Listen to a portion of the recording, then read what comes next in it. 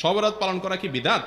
শবে বরাত উপলক্ষে আনুষ্ঠানিকতা করা, সিন্নি দেওয়া, আপনার ওই যে আপনার কি হালুয়া বিতরণ করা, একটা জাল হাদিস বানাইছে যে নবীজি দাঁত ভাঙছে এই জন্য হালুয়া খাইছে, এই জন্য আমরা হালুয়া খাই। মানে কত বড় চিটারি আপনি চিন্তা করেন। আপনার বাপের কথা কথা ঠ্যাং ভাঙছে এই জন্য উনি একটা ইয়া নিছে, কি বলে এগুলাকে, একটা লাঠি নিছে মনে করেন, লাঠি দিয়ে বেচারা ঠ্যাঙা ঠ্যাঙা হাঁটে, কারণ ঠ্যাং ভেঙে গেছে।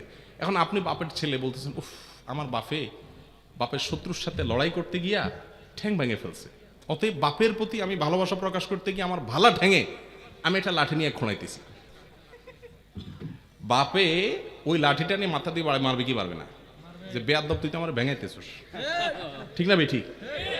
তো যদি নবীজি দাঁত ভাঙিয়া হালুয়া খাইয়া থাকেন, তো আপনিও দাঁতটা ভাঙেন, ভাঙিয়া হালুয়া খান।